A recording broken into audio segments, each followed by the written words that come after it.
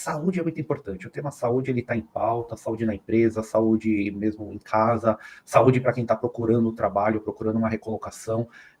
Hoje, principalmente a questão mental, ela está assolando as pessoas, está pegando as pessoas de uma forma muito forte.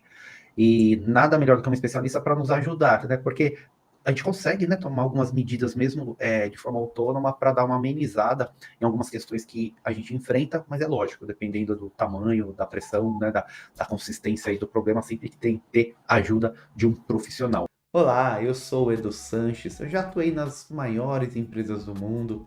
Há mais de 20 anos eu ajudo pessoas, ajudo profissionais a alavancarem as suas carreiras, a atingirem os seus objetivos.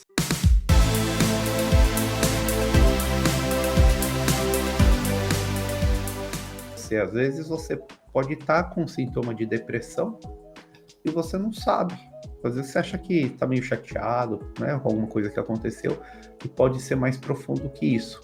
Ou às vezes pode ser uma chateação passageira e já está achando que acabou o mundo, né? Por isso que a doutora Gabriela, que psicóloga, vai nos ajudar a entender um pouquinho melhor toda essa questão da depressão. Então falamos no último encontro de Startup Monday, último encontro com a doutora Gabi, né?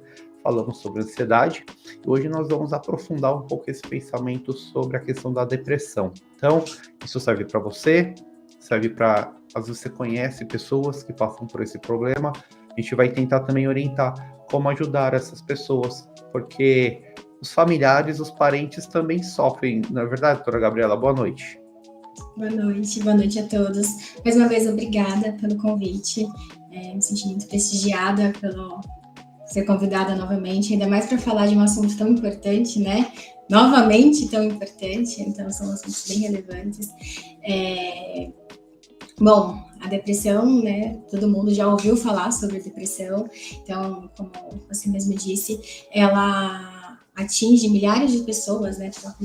Milhares de pessoas no mundo, cerca de 300 milhões de pessoas sofrem de depressão, é um número bem significativo, né, no mundo todo. No Brasil, assim como a ansiedade, como nós falamos, ela tem maior prevalência, então, cerca de 5,8% da população brasileira sofre de depressão. É um dado bem significativo, né? Esses são dados recentes da OMS, né, da Organização Mundial da Saúde. Então, se estamos falando de 200 milhões de brasileiros arredondando para baixo, são 10 milhões de pessoas com depressão.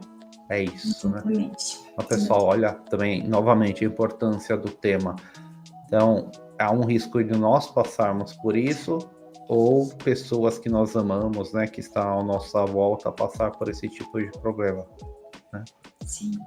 E outro dado, né, relevante, que a depressão ela é mais presente e mais comum em mulheres, né?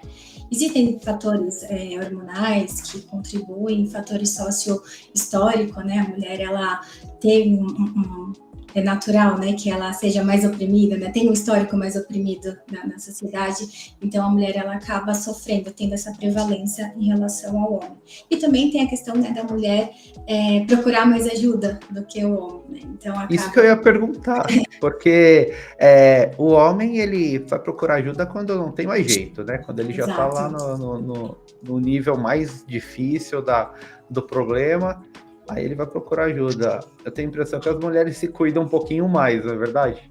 Sim. Então, são questionamentos, né? Existem uns estudos que as pessoas fazem questionando em relação a essa informação sobre esse índice. Mas, historicamente, se a gente for, né, questão hormonal também, tem a questão da depressão pós-parto, depois eu vou especificar, porque são transtornos depressivos, né, são mais de um transtorno. A gente está acostumado a falar sobre a depressão de uma forma, no senso comum, mais generalizada, mas é importante identificar que são mais de um transtorno depressivo, são transtornos. Tem algum estudo nesse sentido sobre essa questão da idade? Porque você já deu uma dica aqui, né, que afeta um pouco mais mulheres, pelo menos são diagnosticadas. E tem também alguma correlação com idade ou ainda não tem estudo nesse sentido? Tem sim. É mais prevalente nos jovens adultos, né? Entre 18 a 29 anos. Então, em jovens adultos e idosos também, né? Que não se sabe a causa, porque de fato são diversas causas na depressão, deixa eu ver depois eu falar um pouquinho mais, mas há estudos de que nos jovens pode ser por conta, né, da comparação, da pressão, né, de se colocar no mercado, pressão de comparação, de fato, com as pessoas da mesma idade. Então, isso faz com que seja mais prevalente nessa idade, entre 18 e 29 anos. E a partir de 60 anos, né, idosos, que aí as causas por conta, né, de abandono, às vezes a viuvez, né, perde parceiro, a questão da aposentadoria também, que às vezes tem um salário, vai para a aposentadoria, recebe o mínimo. Então, são diversos fatores que podem contribuir com a causa da depressão nessas idades. O que é a depressão? Como que eu posso... O que me faz assim, algum sintoma para eu ligar o sinal amarelo? A depressão, né, ela é uma condição de saúde mental que ela vai além de uma simples tristeza, né? Ela tem sentimentos persistentes de desesperança, falta de interesse, um sentimento mais depressivo, né, mais deprimido, alteração no funcionamento diário, então a perda de prazer em atividades que antes eu tinha e agora, né? Então ela é uma alteração, só contextualizando o que ela é, né? Eu falei os sintomas, mas o que ela é uma alteração, tem diversas alterações, mas uma das é a alteração química, né, cerebral. Então, hoje é bem estabelecido, né, na literatura, de que a depressão, ela consiste de uma alteração química cerebral. Então, alguns hormônios como a serotonina, que são hormônios responsáveis para controle de humor, tem ali alguma disfuncionalidade nesses sintomas. Fora, né, a questão ambiental, que também interfere bastante na depressão, né, no diagnóstico. Então, vou trazer aqui alguns sintomas do que é mais comum, né, que é o transtorno depressivo maior, que é a depressão clássica, mas tem a depressão pós-parto, existe a depressão mais recorrente, né, que distimia, né, que a pessoa fica mais de 10 anos com os sintomas. É uma depressão mais crônica. Então, esses sintomas, né, de acordo com o manual de doenças mentais, tem a classificação que vai identificar quais desses em quais desses se encaixam, exato. Como se trata de uma disfunção química, né, no cérebro, então algumas pessoas vão ter sintomas de insônia, em outras pessoas vai ter sintomas de sono aumentado, umas pessoas vai ter perda de apetite, outras pessoas vai ter aumento de apetite. Então não tem um padrão, né? Tem mais ou menos uma ideia dos sintomas, obviamente, mas em cada pessoa, por isso que é importante, né? O acompanhamento de profissional. Não dá para colocar no Google os sintomas que eu tenho e buscar lá, mas por isso que, né, para fazer esse acompanhamento individualizado, porque cada pessoa reage de uma forma.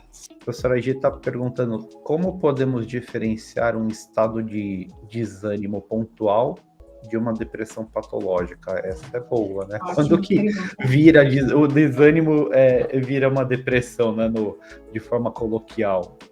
Sim, ótima pergunta.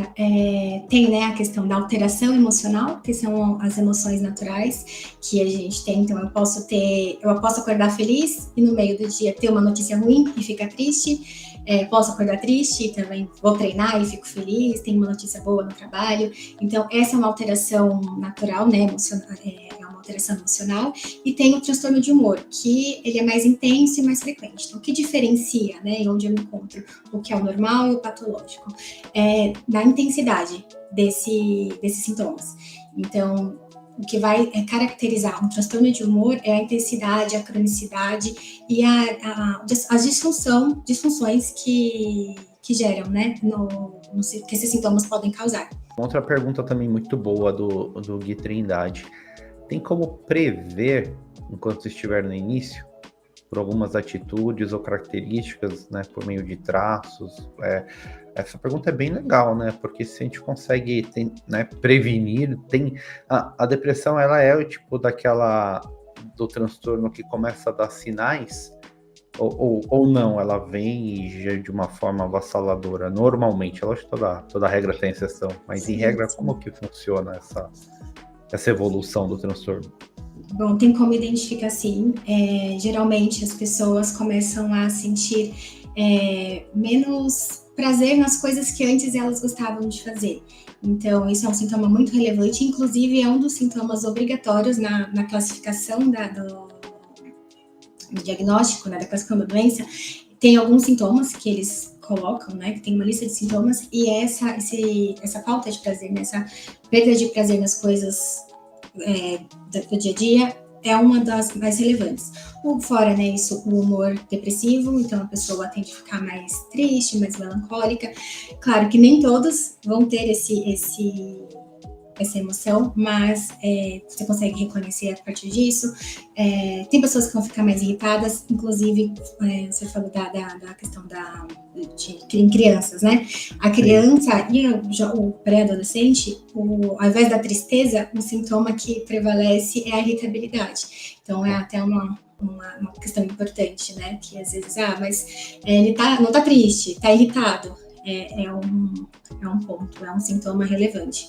Às vezes a gente acha que a criança até pode ser hiperativa e, pelo contrário, ela tá indo no caminho contrário, né? Ela tá irritada ali porque ela tá começando a ter algum tipo de transtorno. A professora G pergunta: histórico familiar influencia a questão da genética? Sim, sim. Então, tem aqueles fatores, né, que são relevantes, que caso você tenha, a minha mãe é depressiva, alguém da minha família tem depressão, eu tenho a probabilidade, né, tem uma probabilidade maior de apresentar o sintoma depressivo, de ter a depressão. Entendi. Então, influencia, sim, a questão genética influencia. São transtornos que eles são complexos, porque podem ter várias causas, várias possibilidades, e aí provavelmente o tratamento ele vai ser por motivo de formas diferentes também, de acordo com a causa. Por isso a gente não pode fazer nada de forma autônoma, tem que ter acompanhamento profissional. Inclusive eu já coloquei na tela o Instagram da doutora Gabriela, para você ter dúvida, manda um direct para ela, coloquei e-mail também, manda um e-mail para ela, né, para ela poder dar uma orientação mais assertiva. Que a nossa ideia aqui é passar de uma forma geral para você se situar. Mas para aprofundar, você precisa de acompanhamento profissional e ninguém mais preparado que a doutora Gabriela Cordeiro. Psicóloga Gabi, né, Gabi?